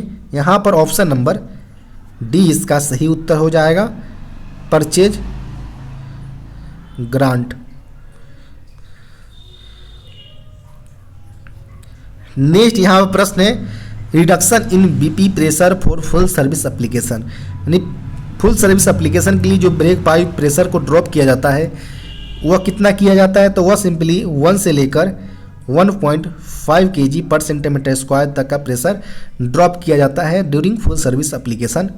तो यहाँ पर जो सही उत्तर होगा वह ऑप्शन नंबर ए इसका सही उत्तर हो जाएगा। नेक्स्ट यहाँ पर प्रश्न है, what is the choke diameter of guard emergency brake valve. यानी गार्ड इमरजेंसी ब्रेक वाल्व के लिए जो चोक का डायमीटर होना चाहिए वो कितना होना चाहिए, तो वह सिंपली 8 mm होना चाहिए। यहाँ पर ऑप्शन नंबर डी इसका सही उत्तर हो जाएगा, गार्ड इमरजेंसी ब्रेक वाल्व के लिए जो चोक डायमीटर होता है वह 8 mm होता है। नेक्स्ट यहाँ पर प्रश्न है, ड्यूरिंग ब्रेक रिलीज या from brake cylinder goes to. जब भी ब्रेक को रिलीज करते हैं तो जो ब्रेक सिलेंडर का प्रेशर जाता है वो एटमॉस्फेयर में जाता है। तो यहाँ पर ऑप्शन नंबर जो होगा वो ऑप्शन नंबर डी इसका सही उत्तर हो जाएगा। नेक्स्ट यहाँ पर प्रश्न है, for encashment of leave salary minimum leave balance should be. यानी यहाँ पर बोला है कि जब भी कर्मचारी को इनकैशमेंट लीव सैलरी के तौर पर प्रोवाइड करवाया जाता है तो उनके अमाउंट में मिनिमम लीव कितनी होनी चाहिए। तो चूंकि आप जानते हैं कि 10 LAP एट वन टाइम में आप इनकैशमेंट करा सकते हैं, पूरे सर्विस काल में आप 10 LAP करवा सकते हैं। और जो मिनिमम 10 LAP लेने के बाद मिनिमम जो होना चाहिए वह 30 LAP आपके अकाउंट में होना चाहिए। तो यहाँ पर जो सही उत्तर होगा वह ऑप्शन नंबर ए इसका सही उत्तर हो जाएगा, 30 LAP। 60 LAP जो है वह फुल सर्विस इनकैशमेंट करा सकते हैं। नेक्स्ट यहाँ पर प्रश्न है, how many brake disc are provided on one axles. एक एक्सल के ऊपर जो नंबर ऑफ ब्रेक डिस्क होते हैं प्रोवाइडेड होते हैं वह हमारा 2 की संख्या में ब्रेक डिस्क प्रोवाइडेड होते हैं एक एक्सल के ऊपर में। तो यहाँ पर जो सही उत्तर होगा वो ऑप्शन नंबर बी यहाँ पर सही उत्तर हो जाएगा। और यह जो ब्रेक डिस्क बना होता है वह ग्रे कास्ट आयरन का बना होता है और इसका डायमीटर जो होता है वह 640 mm होता है। थिकनेस की अगर बात करें तो 110 mm होता है। और इस पर जो फिन्स प्रोवाइडेड होते हैं यह कूलिंग पर्पस के लिए प्रोवाइडेड होते हैं। नेक्स्ट प्रश्न यहाँ पर है, the distance of transferred station of railway employees 990 kilometre he is entitled for joining time leave. यानी अगर कर्मचारी को प्रशासनिक ग्राउंड पर उसे अगर ट्रांसफ़र किया जाता है, अब पुराने स्टेशन से नए स्टेशन के बीच अगर डिस्टेंस उसे 990 किलोमीटर का हो, तो इसके लिए जो ज्वाइनिंग टाइम लीव प्रोवाइड करवाया जाएगा वह बिलो 1000 किलोमीटर होने के कारण उन्हें 10 डेज का LAP प्रोवाइड करवाया जाएगा ज्वाइनिंग टाइम लीव। अगर वह इस टाइम पीरियड से पहले अगर ज्वाइनिंग कर लेते हैं तो रिमेनिंग ज्वाइनिंग टाइम लीव को एज ए LAP अकाउंट में उन्हें क्रेडिट कर दिए जाएंगे। यहाँ पर ऑप्शन नंबर बी इसका सही उत्तर हो जाएगा। नेक्स्ट यहाँ पर प्रश्न है the standard wheel gauge of goods wagon is, यानी गुड्स वैगन का जो स्टैंडर्ड व्हील गेज होता है वह 1600 mm होता है। यहाँ पर ऑप्शन नंबर सी इसका सही उत्तर हो जाएगा। नेक्स्ट यहाँ पर प्रश्न है what is the frequency of verification of tools एवं machinery plants by accounts. Account के द्वारा जो हमारा MNP आइटम्स का जो हमारा फ्रीक्वेंसी वेरिफिकेशन का होता है वह वंस इन 3 ईयर्स पर कंडक्ट करवाया जाता है। यहाँ पर ऑप्शन नंबर सी इसका सही उत्तर हो जाएगा। नेक्स्ट यहाँ पर प्रश्न है maximum encashment of leave on average pay is dash days during the service before retirement. यानी यहाँ पर बोला है कि जो मैक्सिमम इनकेसमेंट जो करा सकते हैं कर्मचारी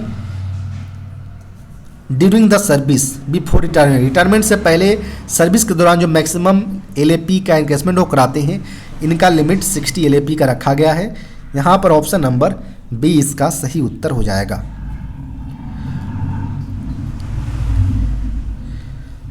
नेक्स्ट प्रश्न यहाँ पर हम बात करें तो नेक्स्ट जो प्रश्न पूछे गए हैं LAP यानी leave on average pay shall be credited to a railway servant at the rate of, यानी जो लीव ऑन एवरेज पे जो क्रेडिट किए जाते हैं कर्मचारी के खातों में वो कितने दर से क्रेडिट किए जाते हैं।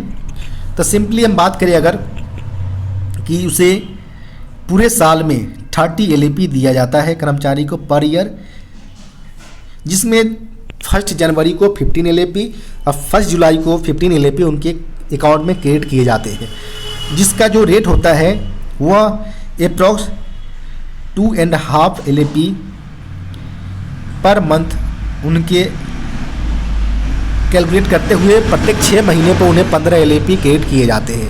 तो यहाँ पर जो रेट के तौर पर लिया जाता है वो ऑप्शन नंबर ए इसका सही उत्तर हो जाएगा 2.5 days per month, option number A.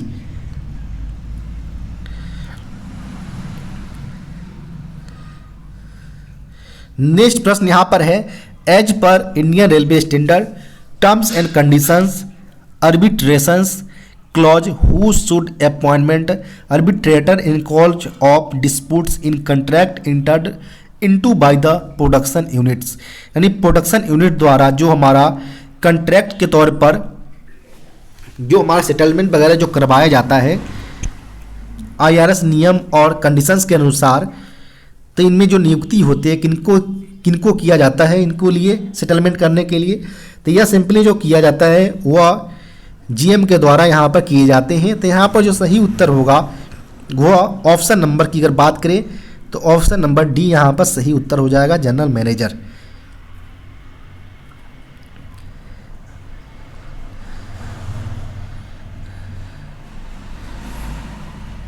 Next यहाँ पर प्रश्न है पूछे गए हैं non stock indents above RS 10 lakh have to be approved by, यानी नॉन स्टॉक इंडेंट जिसका कॉस्ट वैल्यू 10 लाख से एबव हो, तो इसको जो अप्रूव्ड किया जाता है किस प्रकार के ऑफिसर्स के द्वारा किया जाता है।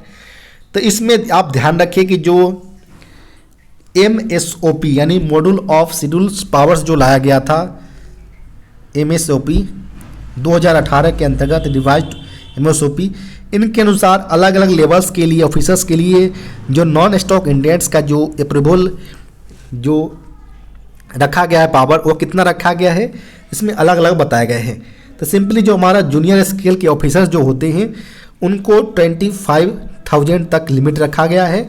उसके अपर लिमिट जो अगर बात करें सीनियर स्केल्स का, तो सीनियर स्केल्स के जो ऑफिसर्स होते हैं उन्हें 25,000 से लेकर 2 लाख तक का उन्हें नॉन स्टॉक इंडेंट्स के लिए पावर रखा गया है।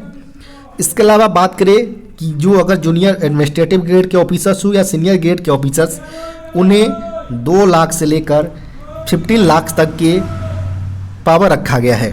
इसके अलावा बात करें कि अगर सीनियर एडमिनिस्ट्रेटिव ग्रेड्स हो या CWM हो या ADRM हो, इनके लिए जो वैल्यू रखा गया है वो 15 लाख से लेकर 45 लाख के बीच रखा गया है। इनके नॉन स्टॉक इंडेंट्स की अप्रूवल वैल्यू रखा गया है। अगर वह अप्रूवल वैल्यू एबव 45 लाख होता है तो इसके लिए PHOD पार्टिकुलर डिपार्टमेंट का इसकी अप्रूवल अथॉरिटी होंगे, जिसे हम प्रिंसिपल हेड ऑफ डिपार्टमेंट के तौर पर जानते हैं। क्योंकि प्रश्न में हमें केवल 10 लाख के लिए पूछा गया था, एबव 10 लाख, तो एबव 10 लाख यानी 2 लाख से लेकर 15 लाख के बीच अगर रेंज में अगर होता है तो इस केस में हमें जूनियर एडमिनिस्ट्रेटिव ग्रेड या सीनियर ग्रेड के ऑफिसर इसको अप्रूवल दे सकते हैं। तो यहाँ पर जो सही उत्तर होगा वो option number B, JAG officer इसका सही उत्तर हो जाएगा।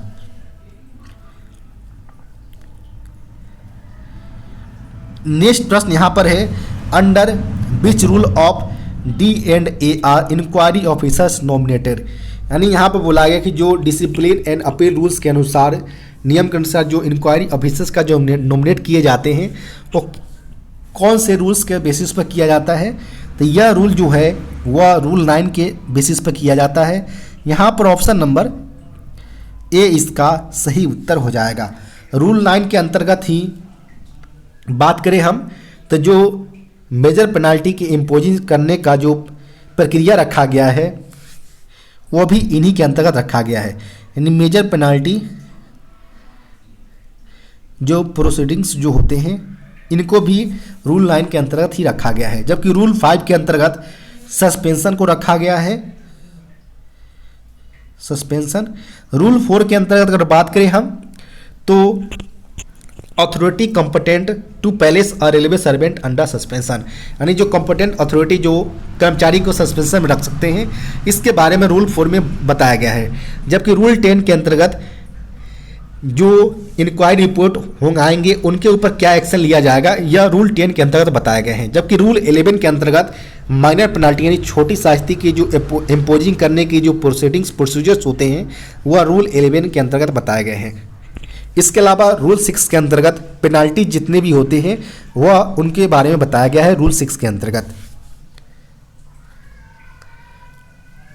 नेक्स्ट यहाँ पर प्रश्न है, power car code is of LHB design, यानी LHB डिजाइंस के जो पावर कार के जो कोड होते हैं वो क्या होते हैं।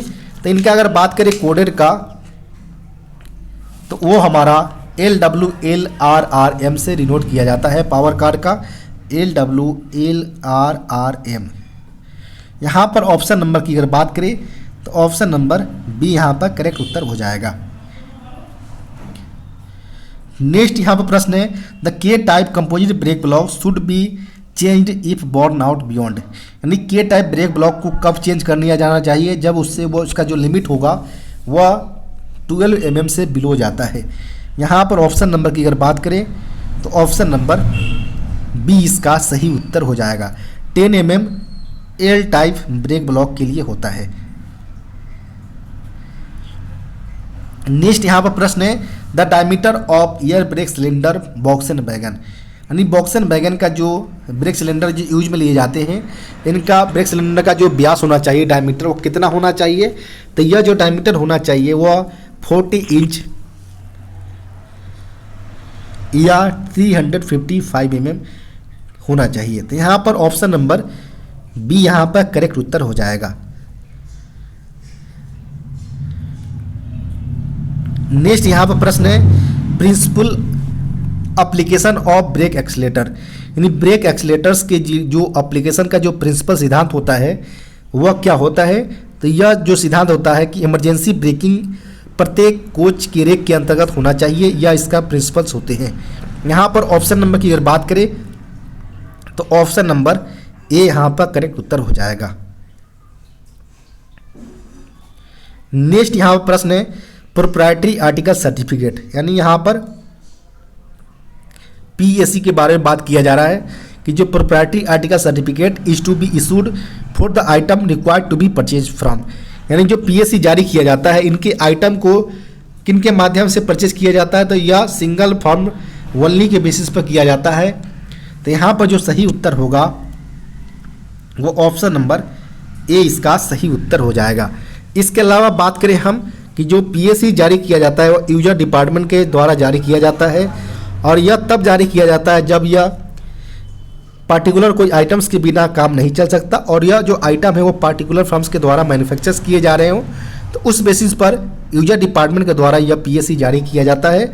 इसके बाद यह स्टोर डिपार्टमेंट के द्वारा सिंगल टेंडर के माध्यम से इसे परचेज किए जाते हैं। नेक्स्ट यहाँ पर प्रश्न है railway servant conduct rule 1966 rule 3A is related to, यानी रेल सेवक आचरण नियम 1966 के अंतर्गत लाया गया था। इसमें अलग अलग नियम बताए गए हैं और इसमें पूछा गया रूल 3A के बारे में पूछा गया है।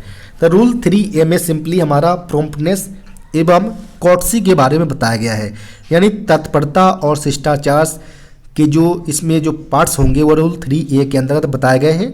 तो यहाँ पर ऑप्शन नंबर बी इसका सही उत्तर हो जाएगा। इसके अलावा हम बात करें कि रूल 3B के अंतर्गत ऑब्जर्वेंस ऑफ गवर्नमेंट पॉलिसीज़ के बारे में बताया गया है। रूल 3B के अंतर्गत सरकार की जो नीतियाँ वगैरह होती हैं उनके पालन के लिए रिलेटेड इसमें रूल 3B में बताया गया है। इसके अलावा रूल 3C के अंतर्गत provisions of sexual harassment of working women से रिलेटेड है। इसके अलावा बात करें हम तो टेकिंग पार्ट्स इन पॉलिटिक्स एवं इलेक्शन से रिलेटेड अगर जो रूल है वह रूल 5 के अंतर्गत बताया गया है। इसके अलावा कुछ इंपॉर्टेंट रूल्स जो है कंडक्ट रूल के अंतर्गत, जैसे कि रूल 6 के अंतर्गत ज्वाइनिंग ऑफ एसोसिएशन और यूनियंस बाय रेलवे सर्वेंट। इसके अलावा बात करें हम तो रूल 7 के अंतर्गत डेमोस्ट्रेशन यानी प्रदर्शनी से रिलेटेड है। रूल 9 के अंतर्गत क्रिटिसिज्म ऑफ गवर्नमेंट। इसके अलावा रूल 13 के अंतर्गत गिफ्ट से रिलेटेड है और रूल 13A के अंतर्गत डॉरी सिस्टम से रिलेटेड है रूल 13A। तो ये सारे जो इंपॉर्टेंट रूल्स बताए गए हैं इनको आप ध्यान रखें, यहाँ से प्रश्न डायरेक्ट बेसिस पर एग्जाम के अंतर्गत पूछे जाते हैं। नेक्स्ट यहाँ पर प्रश्न है what is the maximum width over आवर बॉडी ऑफ LHV कोच। LHV कोच में जो यहाँ पर विड्थ ऑफ आवर बॉडी पूछा गया, बॉडी का विड्थ कितना होता है LHV कोच का, तो वह 3240 mm होता है। यहाँ पर ऑप्शन नंबर बी इसका सही उत्तर हो जाएगा। इसके अलावा लेंथ अवर बॉडी की अगर बात करें तो 23,540 mm और लेंथ अवर कपलर जो होता है वह 24,000 mm होता है। नेक्स्ट यहाँ पर प्रश्न है what is the minimum permissible time of OEM attentions for coaching trains, यानी OEM अटेंशन अगर कोचिंग ट्रेन के लिए अगर करना हो तो मिनिमम परमिसिबल जो टाइम होता है वह कितना टाइम पीरियड का होता है, तो वह मिनिमम 75 मिनट्स का होना चाहिए। यहाँ पर ऑप्शन नंबर ए इसका सही उत्तर हो जाएगा। नेक्स्ट यहाँ पर प्रश्न है what is the nominal lateral clearance between side frame and bolster in casnub 22W 22WM modified NL और 22 NLB ट्रॉली, यानी अलग अलग प्रकार के जो ट्रॉली वर्जन यहाँ पर दिया गया है कैसनव का। इसमें बोला गया कि जो लेटरल क्लियरेंस नॉमिनल बेसिस पर होना चाहिए वह साइड फ्रेम और बोलस्टर के बीच कितना होना चाहिए वो यहाँ पर पूछे गए हैं। तो सिंपली जो हमारा चाहे वो कैसनव 22W हो या मॉडिफाइड वर्जन हो या NL हो या NLB हो, इनके केस में जो लेटरल क्लियरेंस जो होता है साइड फ्रेम और बोलस्टर के बीच वो 18 mm के रेंज में होता है। यहाँ पर ऑप्शन नंबर सी इसका सही उत्तर हो जाएगा। इसके अलावा अगर nominal lateral clearance between side frame और बोलस्टर के बीच अगर पूछा जाता कैसनव 22HS बोगी के लिए एवं LCCF 20C बोगी जो कि हमारा BLC वैगन में यूज में लिया जाता है, तो इस केस में यह 25 mm होता है। नेक्स्ट प्रश्न यहाँ पर है what is the purpose of manipulator. Manipulator का जो उद्देश्य होता है for down hand building. Option number यहाँ पर बी इसका सही उत्तर हो जाएगा। नेक्स्ट यहाँ पर प्रश्न है B A limit of distance between the nose of knuckle and guard arm, यानी यहाँ पर बोला गया है कि जो नक्कल का नोज है एवं गार्ड आर्म होता है, इनके बीच जो डिस्टेंस होता है बियर लिमिट के केस में वो कितना होता है, तो यह 130 mm होता है, 130 mm। यहाँ पर ऑप्शन नंबर डी इसका सही उत्तर हो जाएगा। जबकि अगर बात करें हम स्टैंडर्ड लिमिट का इन दोनों के बीच का, तो यह 127 mm स्टैंडर्ड लिमिट होता है। नेक्स्ट प्रश्न यहाँ पर है, buffer centre stiffener is provided between, यानी जो बफर सेंटर स्टीफनर होता है वो हमारा सिंपली मेन हेड स्टॉक एवं ऑक्सिलरी हेड स्टॉक के बीच प्रोवाइडेड होते हैं। यहाँ पर ऑप्शन नंबर ए इसका सही उत्तर हो जाएगा। नेक्स्ट यहाँ पर प्रश्न है, the application of dump valve is, dump valve का जो एप्लीकेशन होता है वह ब्रेकिंग हो या डी ब्रेकिंग हो, बोथ केसेस में लिया जाता है। यह सिंपली ब्रेक सिलेंडर को रेगुलेट करने का काम करते हैं और यह जो रेगुलेट होता है वो WSP के माध्यम से जो सिग्नल भेजे जाते हैं उनके बेसिस पर यह सारे प्रक्रिया किए जाते हैं। डंप वाल्व को हम एंटी स्किड वाल्व के नाम से भी जानते हैं और डंप वाल्व का जो संख्या होता है वह प्रत्येक कोच में 4 की संख्या में होते हैं, यानी प्रत्येक एक्सल पर 1 की संख्या में प्रत्येक एक्सल के 2 ब्रेक सिलेंडर होते हैं, उनको मॉनिटर करने के लिए लगाए जाते हैं। नेक्स्ट यहाँ प्रश्न है, in accident manual train parting is under, यानी एक्सीडेंट मैनुअल के अंतर्गत जो ट्रेन पार्टिंग होते हैं वो किसके अंतर्गत आते हैं, तो सिंपली जो हमारा जो ट्रेन पार्टिंग वगैरह होते हैं वो सिंपली हमारा क्लास जे के अंतर्गत आते हैं। क्लास जे में हमारा फेलियर ऑफ रोलिंग स्टॉक एवं इंजन से रिलेटेड होता है। इसमें जे क्लासेस में भी अलग अलग क्लासेस को यहाँ पर मेंशन किया गया है। J3 में अगर ट्रेन पार्टिंग होता है हमारा पैसेंजर्स के कैरिंग पैसेंजर ट्रेन का हो, J4 में हमारा नॉट पैसेंजर ट्रेन, J5 हमारा प्रॉपर रिलेटेड है ट्रेन पार्टिंग से, जबकि जो हमारा J10 होता है वो पूरे ब्रेक पावर से रिलेटेड होता है, जो कि हमारा क्लास 9 के अंतर्गत मेंशन ना किया हो, उस प्रकार के पूरे ब्रेक पावर हमारा J10 के अंतर्गत आता है। यहाँ पर हमारा ऑप्शन नंबर सी यहाँ पर सही उत्तर हो जाएगा। नेक्स्ट प्रश्न यहाँ पर है, in air brake system brake should not apply when the rate of drop of air pressure in BP is, यानी यहाँ पर बोला गया कि अगर ब्रेक पाइप प्रेशर में कितने रेट से प्रेशर को ड्रॉप करना चाहिए ताकि जो हमारा ब्रेक अप्लाई नहीं होना चाहिए। तो यहाँ पर हम बात करें कि जब भी प्रेशर हमारा ब्रेक पाइप का 0.3 kg पर सेंटीमीटर स्क्वायर 60 सेकेंड तक ड्रॉप किया जाता है तो इसमें हमारा गाड़ी में ब्रेक नहीं लगेगा। इसे हम इनसेंसिटिविटी टेस्ट के तौर पर जानते हैं। तो यहाँ पर जो सही उत्तर होगा वह ऑप्शन नंबर ए यहाँ पर सही उत्तर हो जाएगा। नेक्स्ट प्रश्न की बात करें, यहाँ पर जो नेक्स्ट प्रश्न पूछे गए, length of anchor link is, anchor link का जो लेंथ होता है वह 451 प्लस माइनस 1 mm के रेंज में होता है। तो यहाँ पर ऑप्शन नंबर सी इसका सही उत्तर हो जाएगा। यह मेनली हमारा विटबिन ब्लस्टर एंड बोगी ट्रांजम के बीच प्रोवाइडेड होते हैं। जिसका अगर बात करें फंक्शंस का, तो यह जो ब्लस्टर के जो रेशनल मूवमेंट होता है इनको प्रिवेंट करने का काम एंकर लिंक के माध्यम से किया जाता है। नेक्स्ट यहाँ पर प्रश्न है, inside distance between horizontal bearing arms of bluster suspension hanger, यानी जो BSS हैंगर जो होते हैं हमारा उनके जो इनसाइड डिस्टेंस होना चाहिए बिटवीन हॉरिजॉन्टल बियरिंग आर्म्स के बीच वह 384 mm होना चाहिए।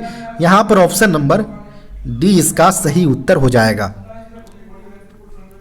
नेक्स्ट यहाँ पर प्रश्न है, new diameter for pins for 16.25 ton load bearing capacity equalising stage, यहाँ पर बोला है कि जो नए डायमीटर पिंस का क्या होना चाहिए अगर वह इक्वलाइजिंग स्टेज जो हमारा 16.25 टन्स के लोड की बियरिंग कैपेसिटी वाला अगर हो तो इनके पिंस का जो डायमीटर होना चाहिए वह 31 प्लस 0.5 माइनस 0.2 mm के रेंज में होना चाहिए।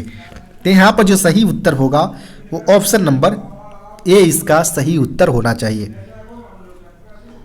नेक्स्ट यहाँ पर प्रश्न है, what is the wear limit of wide और narrow jaw adapter side लग्स।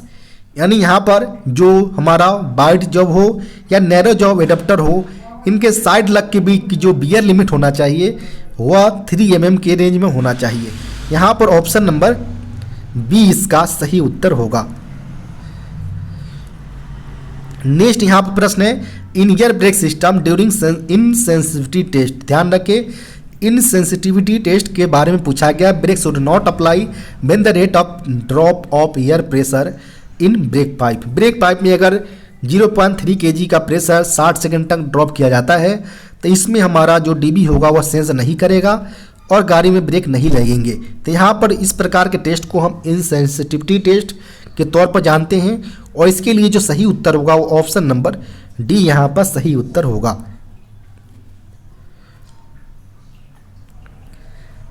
Next यहाँ पर प्रश्न है, centre pivot pin does not transmits any. यानी सेंटर पिवेट पिन जो होता है वह सिंपली हमारा हॉरिजॉन्टल लोड को ट्रांसमिट करता है, ट्रैक्टिव एवं ब्रेकिंग फोर्स को ट्रांसमिट करता है, जबकि वर्टिकल फोर्स को यह ट्रांसमिट नहीं करता है। यहाँ पर ऑप्शन नंबर डी इसका सही उत्तर हो जाएगा।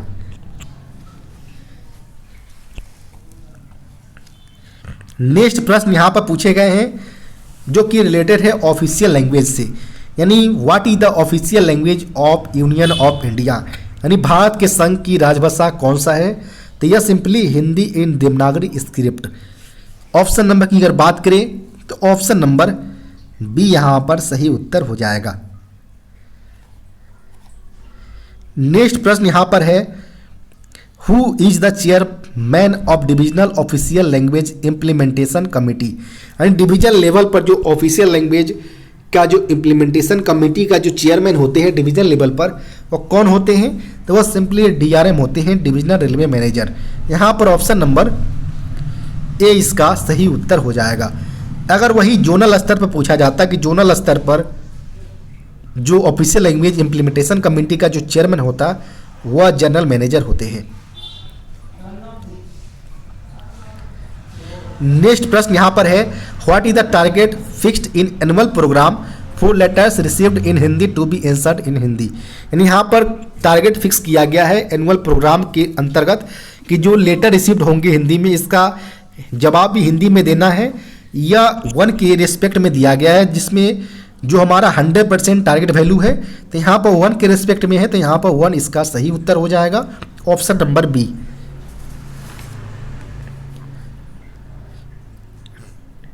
नेक्स्ट प्रश्न यहाँ पर है, in which order name and designations board kept on conference tables are to be executed.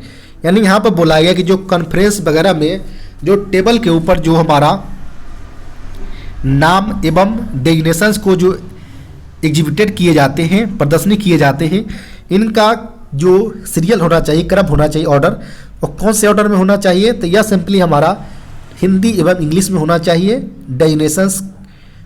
तो यहाँ पर जो सही उत्तर होगा वो option number C, bilingual Hindi and English. Next प्रश्न यहाँ पर बात करें हम, तो नेक्स्ट जो प्रश्न पूछे गए हैं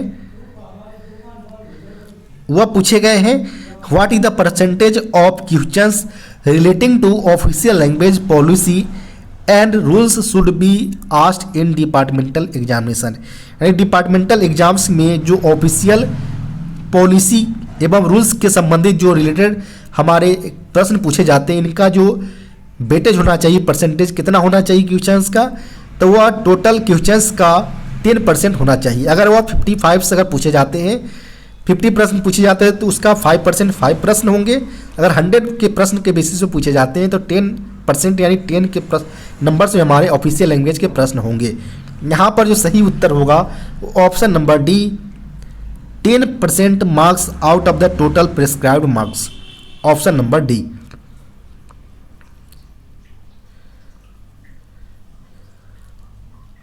नेक्स्ट प्रश्न यहाँ पर है, what is the target fixed for document coming under section 33 of official language act in bilingual.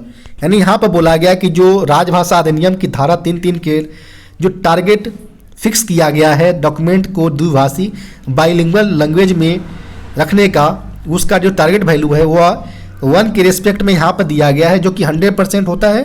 तो यहाँ पर ऑप्शन नंबर डी इसका सही उत्तर हो जाएगा। जो सेक्शन 33 जो ऑफिशियल लैंग्वेज एक्ट लाया गया था वह इफेक्ट में आया था 26 जनवरी 1965 को यह प्रभाव में आया था। इसके अंतर्गत टोटल 14 डॉक्यूमेंट्स के बारे में बताए गए हैं जो कि बाइलिंगुअल में जारी किया जाना चाहिए। इसके लिए जो रिस्पॉन्सिबल अथॉरिटी होंगे वो साइनिंग अथॉरिटी ही इसका रिस्पॉन्सिबल होंगे।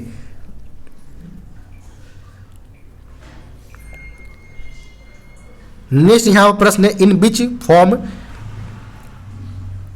Subject on the files and register are to be written.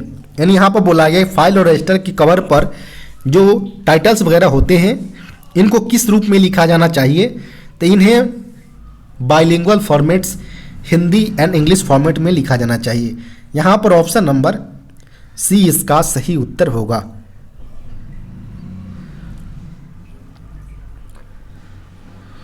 Next यहाँ पर प्रश्न है, what is the name of the award given for writing original book in Hindi on technical railway subject.